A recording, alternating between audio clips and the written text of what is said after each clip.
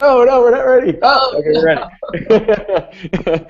I think there we go. yeah. Okay. Now we're officially live, and so now I can say, welcome everybody to the Codecast. This is a weekly discussion with awesome developers and people from the industry, like Mr. Ray.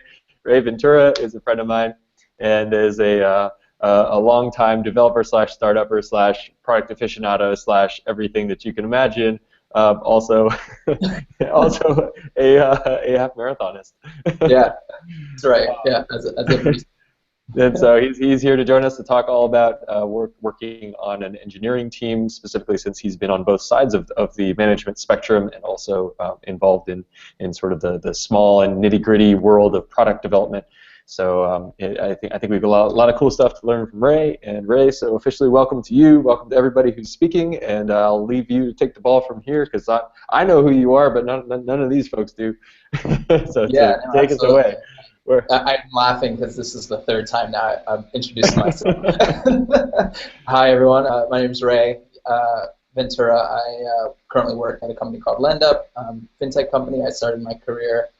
I studied engineering, computer engineering, but actually started my career as an attorney, and then left that to start my own startup, and have moved between sort of, I guess, up the chain, the food chain, so to speak, in terms of companies at different stages of funding and size.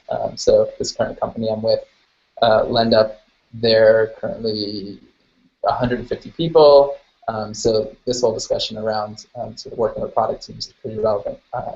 And I can definitely sort of share experience working both at smaller organizations and now something that's, I guess mid-size Series B. So do you mind kind of just before we dive into that, just taking a little walk backwards, since of course you're coming from a non-traditional background and going into software. So how did you even make that transition from attorney into software in the first place? Yeah, no, it's a great question. I spent, let's see, while I was an attorney, I spent a lot of time listening to inventors come up and present ideas. Specifically, I was working as an IP attorney. I had my own sort of a bunch of ideas, and this would have been 2009. I had just started helping a buddy of mine teach a bunch of kids how to code, and this is a friend who had just gone through Y Combinator. We were living in Minnesota, and he was kind of my first, I guess, informal advisor slash mentor. Granted, we were the same age, but he was just someone who had a very particular perspective on sort of what it took to be an entrepreneur and start a company. And so I had my own ideas around. In my case, I was looking very much into the food industry and that food space. One of the things that I was frustrated by was having to go to grocery stores to shop for food. And this is before the days of Instacart. And we had already seen a ton of, there was, I guess, a decade before we had seen a boom and bust in the same space around like webcam Right. and stuff like that. And I kind of thought it was time to revisit it. So, I basically retaught myself how to code. I said retaught myself because the truth was a lot of the stuff I ended up learning in undergrad just wasn't applicable in sort of the web development world. But again, I was kind of motivated by this buddy of mine. And yeah, so I just set out to start building sort of an app, and it was like, I made all the mistakes when I started. And I'm happy to get into that, but basically that set me on a course, and here I am now in the Valley. There was a lot in between that, but that was the starting point. It was sort of fiddling, trying to get my own thing off the ground, where I really started to teach myself, how to build on it for the web.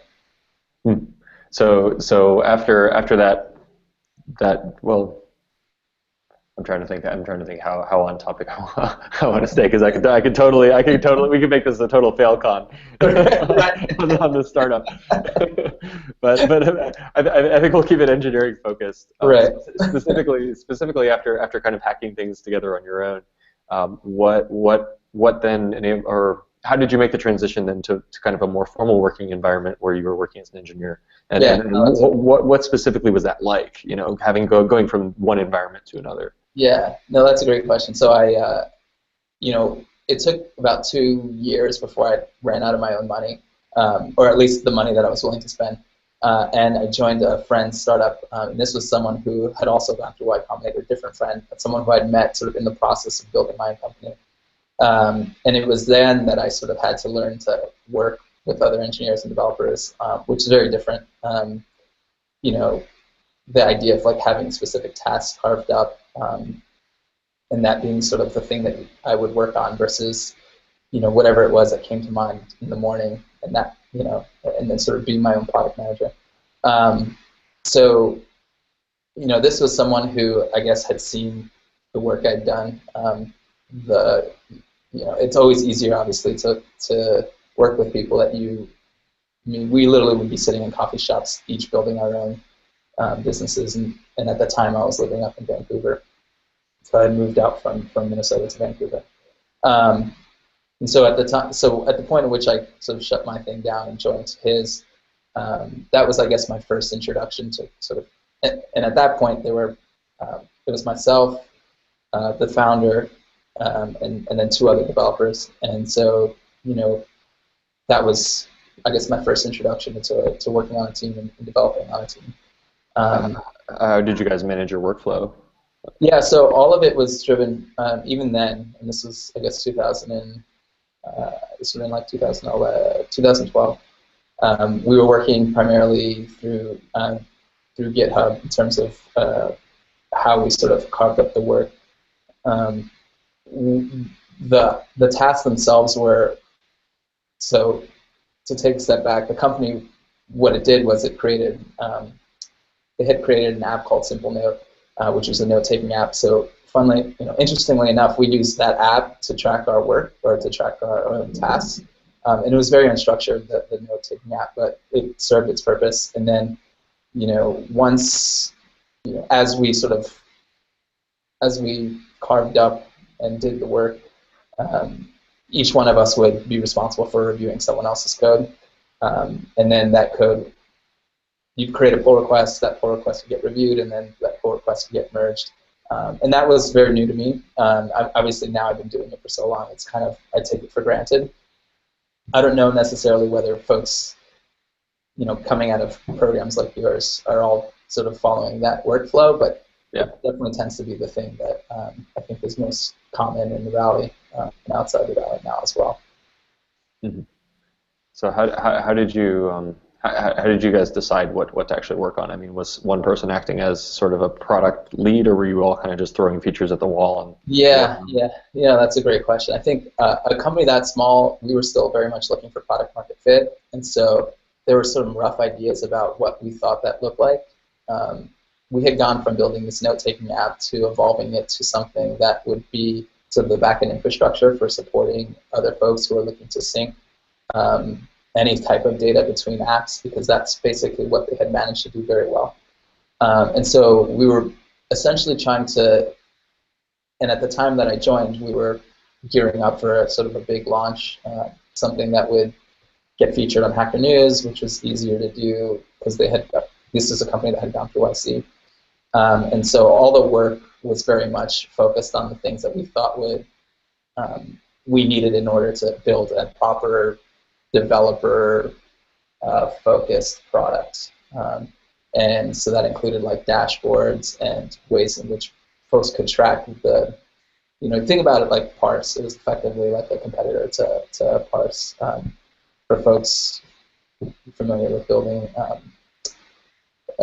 which was, again, it's like back-end infrastructure for something like mobile devices and desktop devices. So all that to say, it was very unstructured, especially compared to the kind of how I do my work now, but I think it's probably not uncommon for a company that is still trying to sort out product market fit. Right. I'm actually.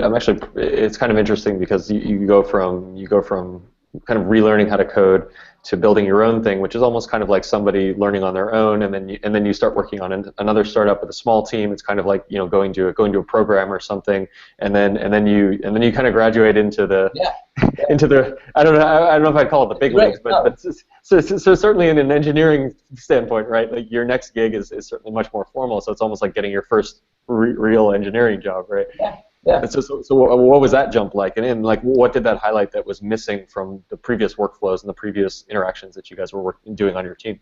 Yeah, I mean, you know, I think like, so if I was just to look at what it was between just myself and working with a team, that's like one jump, and then moving from so, and that's interesting because again, it's one thing to have all your own ideas, write those ideas down on a notepad, and sort of execute on those, like, you know, your little to-do list throughout the day. That's not something, you know, that, you know, paper and pen, notepad isn't something that's easily shared. And you think about kind of even with 3 people, the kinds of communication overhead that introduces, right? And so you start to appreciate how important it is to you know, note the work that you're doing and think about those things that maybe aren't as obvious. I think one of the hardest things to overcome is just this idea that if it's obvious to me, it must be obvious to everyone, which just isn't true.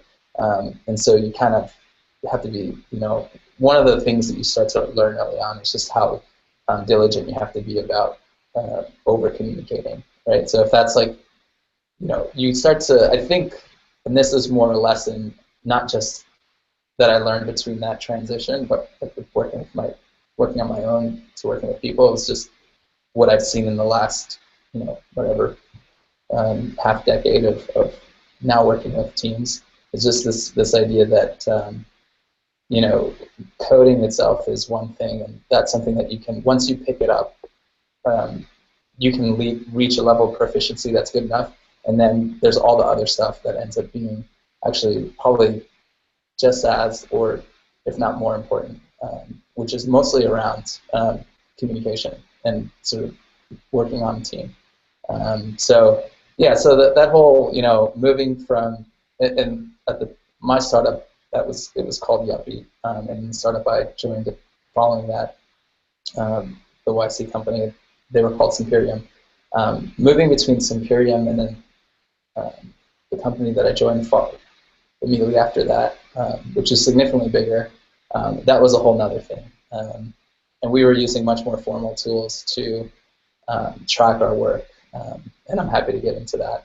But yeah, that's, you know. Yeah. Well, actually, I'd love to hear that. Maybe half a step on actually what that company was doing and what type of product you're working on, and then maybe a little bit more about how you were working on that. Right. So I went from a company that was basically building developer tools and had also run out of money, and eventually was eventually acquired by a company called Automatic to a startup called Livefire. They were doing real-time commenting on big publisher sites. And when I joined, they were probably a team of 30 engineers, and the company itself was maybe, you know, 60 people plus. We were using formal tools. If for those unfamiliar, there's a product called Jira, and Jira is very popular among startups, that allows you to sort of manage tasks in a much more sort of well-described way. So oftentimes things will get broken up into, and you may have heard this term Kanban or Kanban, but effectively is a way for you and for your product owners to keep track and tabs on the work that's being done. So this is a place where we had formal sprints, which was something we didn't have in at the previous startup. And if you know, I don't want to take anything for granted here. So a sprint is basically just a defined period of work in which you hope to accomplish some milestone, and it sort of it falls under this umbrella of like Agile development process, which again, this is going to be pretty relevant for anyone looking to sort of set out and join a startup. But this notion of, okay, let's break things up into discrete milestones and then assign these smaller tasks to developers, and then have the developer work through those sort of over the course of a sprint. And oftentimes that's work that's overseen by a product owner. And so that's basically the system in which I was working once I joined this company, Livefire. And again, that was like a very much a sort of eye-opening experience. If for no other reason, now I could see even though we were an organization of 30 engineers, I could see what everyone was doing if I wanted to, if I had time to, just by looking at the tasks in their boards. And depending on how good they were about communicating the work they were doing, I could really read through the tickets and have a sense for the features that we were pushing out. And that becomes really important, just because what you'll start to notice is there's no shortage of folks who've been even around since the beginning who are unsure about how a product works, just because so many hands have touched it. And so if you don't have good product managers on your team who are constantly sort of sort of capturing the current state of the product in a place that everyone can go and view this, you're going to have more questions and sort of almost certainly run into more issues than if you had run into more issues than you would otherwise. So yeah, again, I mean, it sounds all sort of all very detailed, but really in the end, these are just ways in which to force everyone to do a better job of communicating by implementing process and tools to facilitate sort of the sharing of the state of a project and the state of a feature. So yeah. So one thing I want to note just for everyone who's out there, we have the Q&A app available. So if you have questions, feel free to, and you're in the Hangout or you're on the Hangout on air, feel free to hit the Q&A button. I don't know exactly where it is because it seems to change in the interface, but you should be able to actually ask a question there. And otherwise, feel free to ask a question on any other forum that we can actually see, and we'll make sure to surface it. And if any of you guys who are actually here in the inner Hangout have questions, obviously you're welcome to just pop in anytime. So I just want to put out a call for questions for anyone who has any. You can interrupt us at all. I have more questions than time available, and I don't want to take up all the airtime. So we'll be mindful of those questions as they come up. On the other side, so one point of context for the students who are here now is that many of them are actually about to be moving into their final projects, which are going to be large group projects. They're doing 2 full large team 1-week sprints. After going through a full Agile development pre-sprint kind of planning process with story creation and pointing and all those kinds of things. Nice.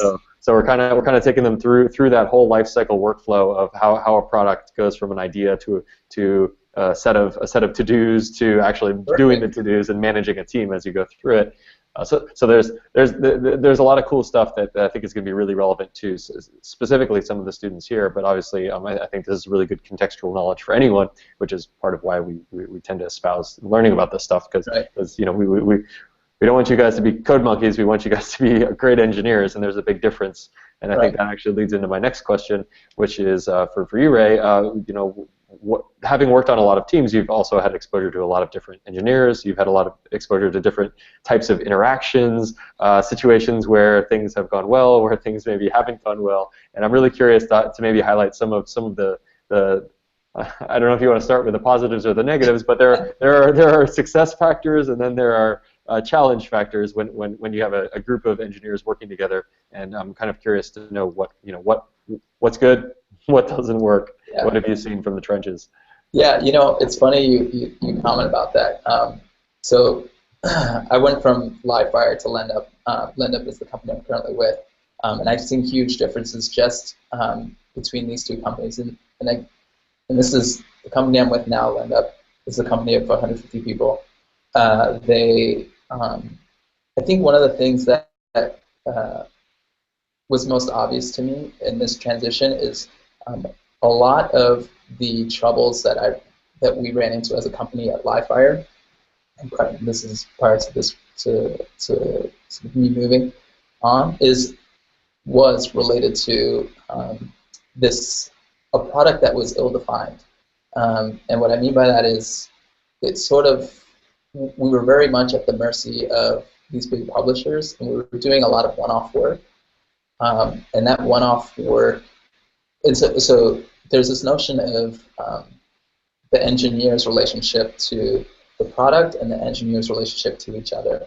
There's the engineer's relationship to the product is one in which you could very easily find yourself getting whiplash with all the changes that are being made to the product if it's ill-defined, or if there's not intent in where you're trying to go, right? So it's like, even if there are sort of small course corrections along the way, if you're not very clear about where you're trying to go, it's very easy to find yourself sort of getting sort of tossed around, and as a result, it makes it difficult just in dealing with other people on your team, and not from an interpersonal standpoint, just from like okay, wait, you're working on what, and this kind of gap in knowledge that exists because one person's been told one thing and another person's been told another. And a lot of that, again, if you're dealing with a product that's ill-defined, it's almost unavoidable. So spending a lot of time up front to understand and get an appreciation for what that final thing should be is a very important starting point. That's the thing you want to sort of put the most of your time in up front. And I say it's the opposite from where I am now, because at LendUp, I think one of the things I've seen is we're very clear about what we're trying to do, and the product managers are very much crucial in sort of defining the spec, which a spec is just the specification, the thing that sort of describes what the final product is meant to be, or the final features, is meant to be, which makes much more effortless your own dealings with other engineers or other team members. In our case at LendUp, a team is actually made up of not just engineers, but it's like compliance and legal. So maybe it can be just any number of people, and so clarity on all those across all those different functions has been huge. I think what you start to see with personalities is a whole other thing, and engineers they come in all stripes, and I think avoiding the kinds of, and again, this is why I was saying that once you've reached sort of base level of competence, a lot of it is just interpersonal, and I think what we've done, like here at LendUp, we have all of our values written up on the wall, and there's like 5 of them, and one of them's like no bozos, no assholes, excuse my French, and having that be part of our recruiting strategy is definitely ensured that at the very least you have sort of some, you kind of know that the people that you're dealing with are genuinely good, and the things that you're trying to overcome, whether they're like differences in how things should be implemented, are sincere, coming from a good place, versus an ego-driven sort of, a product of ego, right? Which is the thing that those are the things that torpedo projects, right? And so, what you find is here you can get past these things, and that's because you have people who are genuinely interested in seeing this feature be the best it can be, and so yeah, that's a big part of working on teams. So you've actually led me to, I think, 3 questions in the series here. Yeah. So one is, can you actually describe the actual makeup of the team and kind of your daily interactions with who, like what types of roles were you dealing with and working with, and like how is like a team unit structured? I guess probably at Livefire, just given that it sounded like there were some pretty valuable lessons to take away. Right. Yeah, the Livefire team was sort of much less so at Livefire, I was overseeing the tooling team, the tooling and QA team. I didn't start doing with that, but that's kind of where I ended up. And we were primarily responsible for our own product management, based on our understanding of what the product should be. And so it was literally two full stack developers focused on feature build out, and then a team of a QA team focused on ensuring that the stuff that we were releasing to our customers wasn't broken. So that's probably not a typical makeup of a team. The team at LendUp it's very different. We are, two back-end engineers, a front-end engineer, someone who basically manages the relationships with our partners, which end up playing a very crucial role in how we develop our product, and I can get into detail as to why. And that interaction is slightly different. I mean, once we have a feature, one of the things that happens almost immediately is an assessment from the sort of a conversation between the back-end team and the front-end, or the two, in my case, the two back-end folks and myself, about what implementing that feature requires in terms of endpoints, in terms of if we need to be making changes to our the data model, and then what we expect that user interface to look like, and it can be driven, at times it's driven by what that front-end user experience should be, and at other times it's driven by what the constraints of the back-end are. But in any case, it's like, okay, and it's all very nebulous to start, but we're essentially either working it into an existing framework. In other words, like, we've already developed sort of a list of best practices for implementing a new step in our application flow, and so we're just going to fit it right into that, and that's pretty straightforward. Or it's new, and it requires this kind of this bit of iterative approach to saying, okay, we have to create 5 new endpoints, and the front end interaction should be making requests to these endpoints at these different times in order to get to this new user state. That sounds pretty vague, but generally that's kind of how that plays out at LendUp. So yeah, two very different things. I mean, one at Livefire was basically self-managed in a lot of ways. Here, it's very much driven by, this. Once we do have our spec, this iterative approach between the front end and back end developers.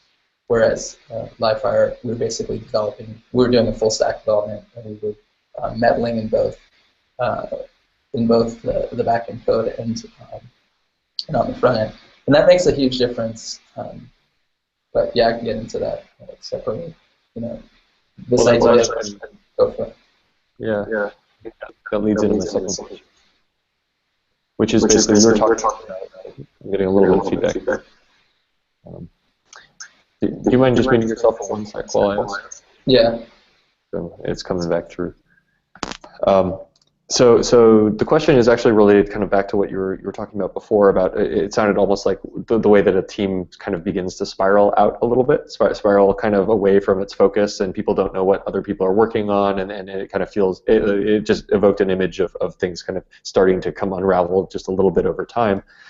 And so I mean, even if you have a product that's sort of well spec'd out right at the beginning, obviously software development's dynamic, and everything changes, and product specs are going to change, and so as you go through this process over time, as any team goes through this process of like, well, we thought we knew what we were building, but things changed, and now we need to like figure out how to work with that. Like whose job is it to actually kind of to really stay on top of that? Like as an engineer on the team, am I looking for a product manager all the time to be like, hey, why aren't you telling me what's going on with my product? Or is it my job to like talk to all the other engineers on the team and figure it out? Like how do you kind of prevent that unraveling and spiral out from happening?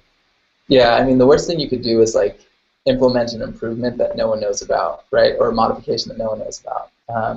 if you're good, you're definitely not. You don't want to be passive in the process. Another value that's up on the wall here is like act like an owner. You kind of expect everyone to speak up when they run into like, okay, well, this was spec'd to be X, but in fact, if you were to do that, you'd run into a whole new set of issues, which would be better if we avoided. And that comes. And so this idea of being just like vocal and proactive and then communicating it out, I think that comes with just confidence and understanding of the platform and the user interactions. You definitely see it from folks. You oftentimes see folks who've been around longer be more vocal because they appreciate the nuances and things that maybe were overlooked by, let's say, a new product manager. So it's incumbent, I think, on the engineer. And again, if you want to be like a good standout engineer, it's incumbent to be someone who can speak up as soon as they're like, oh yeah, this doesn't work, it doesn't make sense, and do it in a way that's like that's well reasoned, and you don't want to be just. I think the other thing you want to avoid being is the guy who's just constantly like, this is dumb, this is stupid, no, and so on. You sort of want to be positive and action-oriented, and so I think that's the way to think about sort of dealing with the evolving spec, which is unavoidable. Yeah. Okay, so I want to note that I have one more question here, but then I want to hear from everyone else. So cue them up.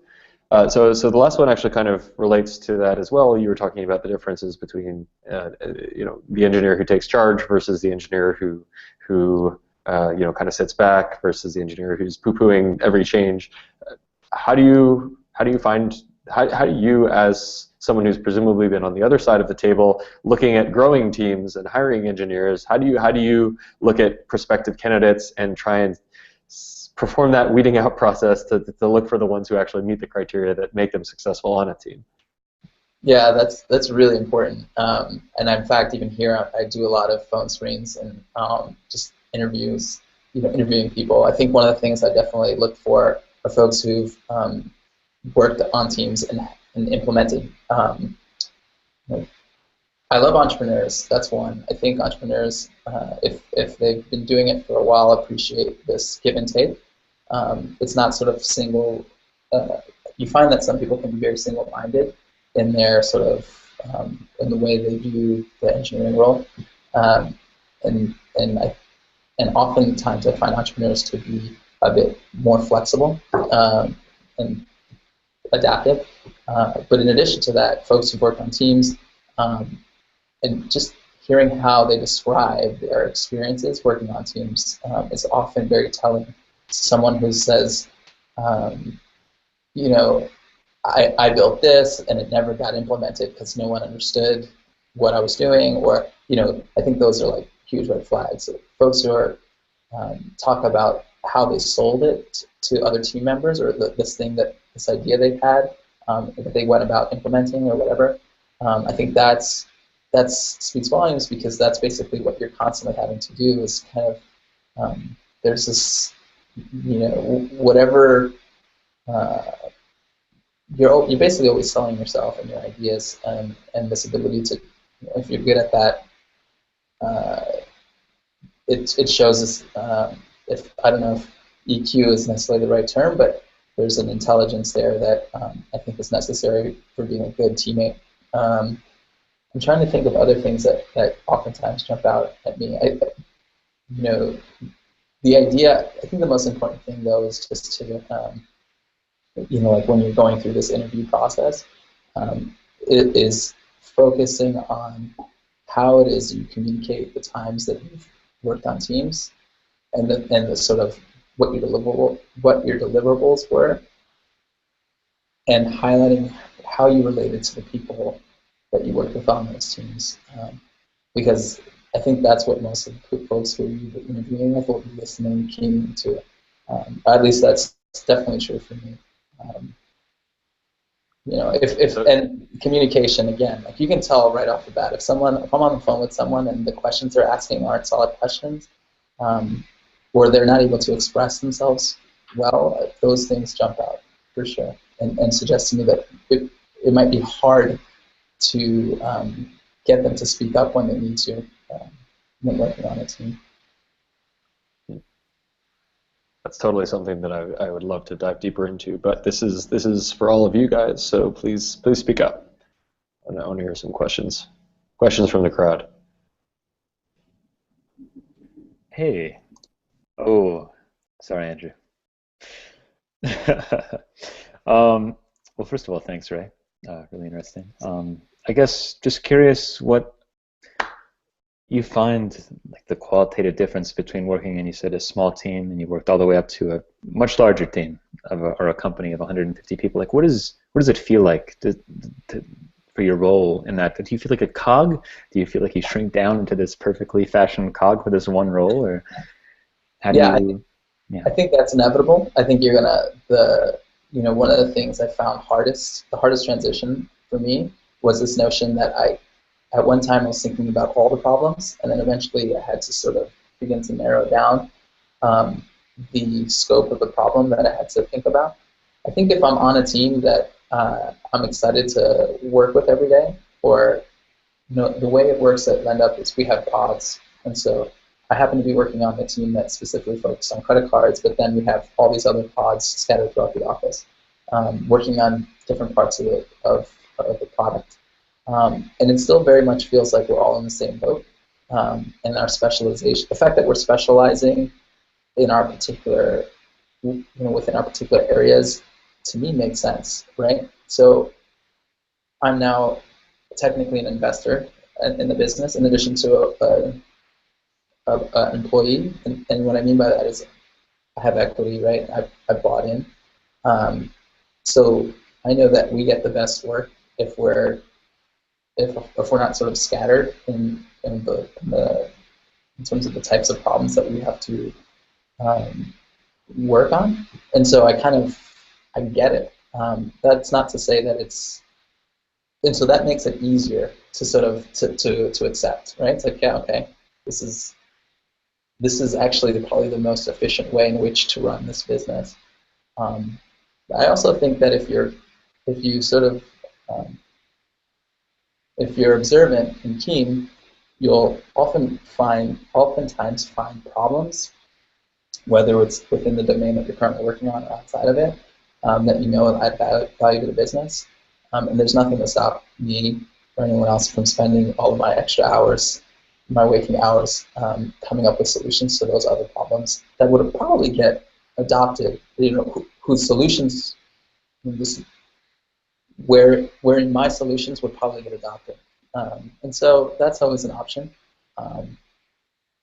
But the reality is, yeah, over time, as you move to bigger teams, you'll start to work, your focus will very much start to narrow. That's, I think, a consideration for what you want, in your own development. You're enjoying that trade-off or difference? Yeah, for me it's been an adjustment, but I appreciate it because I actually see the results of the focus, right?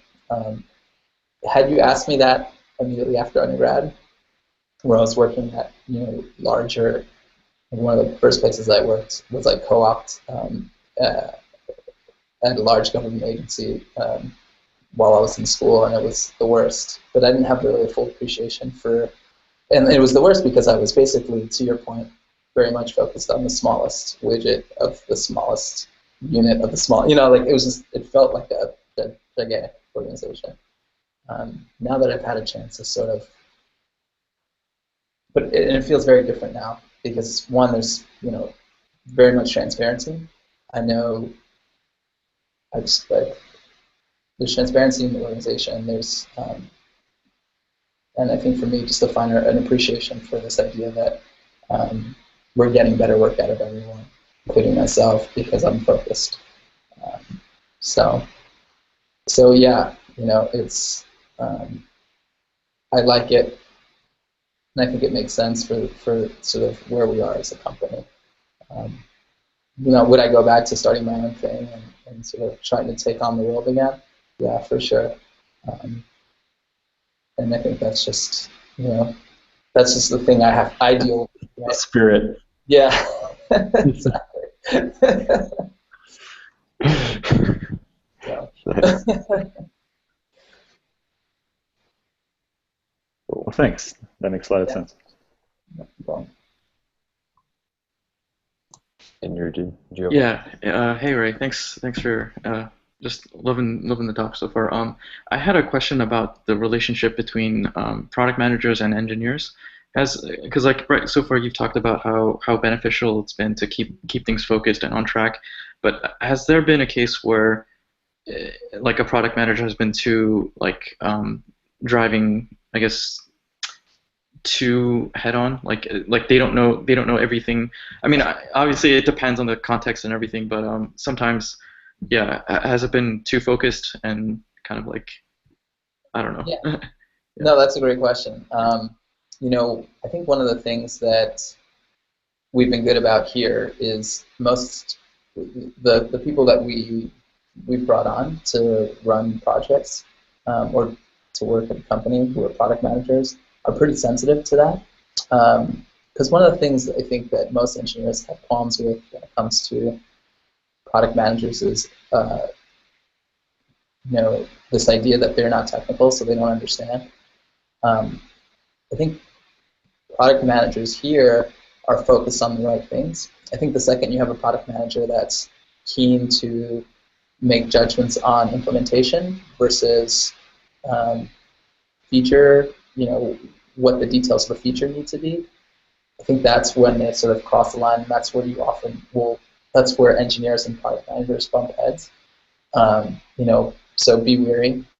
That's a thing to look out for sure. If you're like interviewing somewhere, and a product manager that has experience as an engineer and who has suggestions on how things should be implemented, again, that might be good, but it might be bad. It might be bad because they're no longer spending as much of their time developing, so they have maybe the wrong. Their perspective may no longer be as relevant. So we have a mix here as well. We do have someone who was previously in my role, and this would have been maybe 2 years ago, 3 years ago, who then went on to product management. But this person has an incredibly high EQ, which means he's got he's very attuned to sort of the needs of the engineer, and he's, in addition to that, despite having this kind of intimate knowledge of the code, because he was one of the original engineers, he knows now that it's more important for him to get the other parts right, which are the definition of this thing. And it's and in our business, that's hugely important because we're basically every time we launch a new product, we're sort of at the what's the right phrase? At the mercy of the regulatory bodies across different states, because we're basically loaning out money.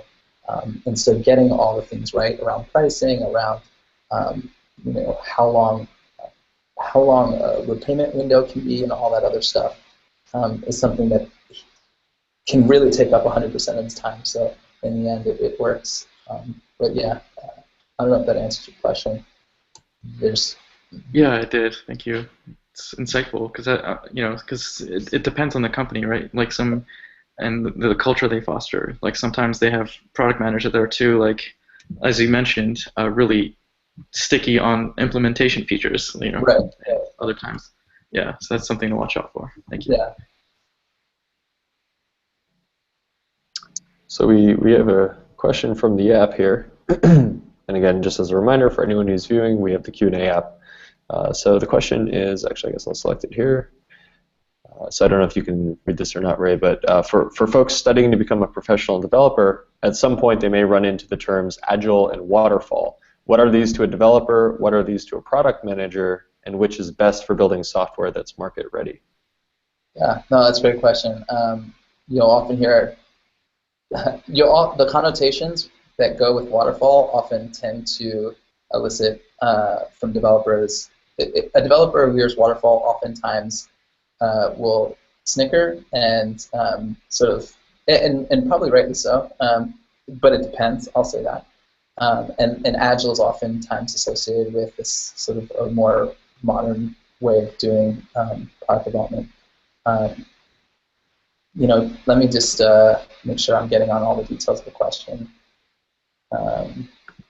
The notion of Waterfall implies this idea of being incredibly elaborate upfront about all the things that this product should have as its sort of feature set, and then setting out on this 3-month-long journey of building out all these features before releasing into the public. Whereas this whole notion of agile development is much more about releasing smaller feature sets and getting immediate feedback, and then sort of tweaking and improving on that successively. It's this idea that whatever the philosophical difference is this idea that whatever I build today, I know won't be relevant, even a month from now. And so trying to plan out beyond that is a fool's errand. So that's basically the philosophy that drives this notion of Agile, which is like, hey, because we believe this is true, this idea that I can't anticipate what the market's going to want a month out from now, my best bet is to continue to push it. And I recognize my own short-sightedness. I know that it's much more important for me to get stuff out to the public, get my customers to provide me feedback on that, so that I can then improve and build on that. And I think there's probably room for both in the world. I think the kinds of problems that we work on here in the Valley mostly are problems that fall well into the Agile category. But if you were to show up at Tesla, I don't know that I don't know that you could build a car with working with that methodology, with that Agile methodology, because of all the things that go into it. So, or launch a rocket for that matter. So you're almost certainly going to, whatever role you find yourself in, in the coming months, will almost certainly fit well within the Agile development world of ethos, but I wouldn't immediately disregard. Well, it depends. It depends. You may not want to immediately disregard that. What's the difference between the two? To an engineer. To an engineer, to an engineer, it means potentially working on a product for a month, or working on a code base for a month or 2 months, 3 months before actually getting any feedback as to whether what you're working on is the right thing from a product market fit standpoint. In Waterfall. Yeah, with Waterfall. It's just longer cycles in between the time in which you write code and the time in which that code then becomes available to the public. That's really what it means from an engineering standpoint. Got it. Thank you. I got a question. So, from the product management point of view, is there anything in particular that you feel that engineers don't really see from a day-to-day basis? And I'm thinking specifically in terms of like product monetization, and specifically also in terms of like, software products or software services that really might not monetize at the VC level, that there's a lot of effort that the engineers may or may not. I mean, how is your perspective on that different from an engineer's maybe? And then do you have any particular thoughts on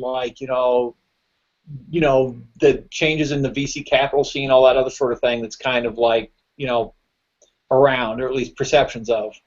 Yeah, I think it depends on how well-rounded the engineer is. You're probably going to find I'm very much in the camp of the engineer that cares a lot about the business. I like that I'm at a company now that focuses and shares details of how the business is doing, and I don't. I think you'll find some engineers who are happy to put features out and not ever follow up on whether or not they've been adopted. I think that we here definitely have more. You're more likely to find engineers here who care about. It's interesting. One of the things that they do, that they make everyone and every engineer do every quarter, is sit with the team that fields calls from our customers. We get a ton of calls from our customers that LendUp, and so right away there's sort of this appreciation for like, oh yeah, this is a product that's actually impacting people's lives, and the stuff that I put out into the world is actually, if it's done well, it works to their benefit, and it's done poorly, I'm screwing someone over. If you're at a company that and you'll often find that like Y Combinator companies are very focused on this idea of spending time with the user. And this is just an extension of that, right? They're forcing every one of their employees to spend time with the user. And as far as like the whole VC piece goes, I think, yeah, if you're working on stuff that, I think regardless of like whether or not there's a monetization angle to the work that you're doing, there's always going to be a user component piece that I think is inescapable. And so, as an engineer, as a product managers oftentimes thought of as being much closer to the user than the engineer. But if done well, both the engineer and the product manager, are spending time with the customer, because I think it benefits both equally, really. I don't know. So yeah, that's how I think about that. Cool. I think we probably have time for maybe one, maybe two more. There's another question lurking out there. Otherwise, I will gladly fill in. I have 8 minutes remaining on my computer, so we definitely. Okay. So that's a good time frame. sounds good.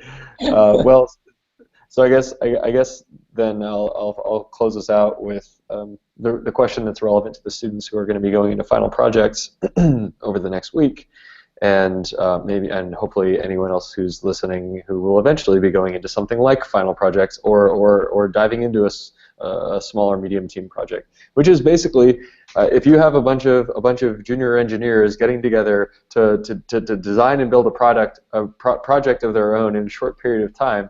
Let's just say it's either a startup or a final project or something maybe from your own past. Like what are the things that they should be looking out for? And yeah, what advice do you have? Yeah, keep the scope down. Don't let scope creep. I think you're gonna get yourself into trouble if you try to add on a bunch of things, especially right at the end. You're almost certainly going to overlook something and then hit a bug. I find that if we hit this is final project or the startups, right? Like the parallels are strikingly similar. If you the second you introduce some feature last minute, you've almost certainly torpedoed whatever it is the thing that you were supposed to deliver, and so keep that in mind. Here, unlike the final project, here we have the luxury of pushing the timeline if we need to, if like a surprise comes up, because surprises come up sometimes. In the case of a final project, you have full control over what the scope of the project is. Make sure you narrowly define that thing so you don't find yourself, working at 4 a.m. for 5 successive or 2 weeks, 2 weeks straight. That'll hurt. Yep. I'd say it's spoken like a man who's earned a few gray hairs the hard way. That's right. Well, yeah, I couldn't agree more on the scope creep side. I think that's a lesson that we've run into many times here. Yeah. Hopefully it'll stick. So. It's hard, we're creative people. We want to do great. Yeah. Final projects, startups. Yeah, I guess the only difference is that in a startup you're out of money. Yeah, Final project you're out of time. that's right. All right. Well, hey, I think that takes us to the end of our road here. And I know you're just going to disappear on us at some point. That's right. In a blaze of melting battery. So, but let me say one last thank you, Ray, for taking the time to hang out with us, chat with us, teach us a little bit more about kind of that transition from engineering into successful engineering, contextually aware engineering, product-based engineering, all those fun things. And anyone else who's here, and specifically the students who are here, and everyone who's listening later. Thank you guys for hanging with us. Ray, is there a way that they could get in touch with you to say thank you, like a Twitter or whatever, something you're comfortable publicly sending out? Yeah. Thank you for sort of hearing me for the last 50 minutes. Shoot me an email. It's just ray.ventura@lendup.com. I'm happy to answer any other questions. And talk through what it's been like in more detail. Cool. Thanks. Thanks again, and thanks everyone. I hope you all have a great night. Thanks, Ray. Thanks, Ray. Thanks, Ray. Thanks, Ray. See you guys. Thanks, Ray. Night, everyone.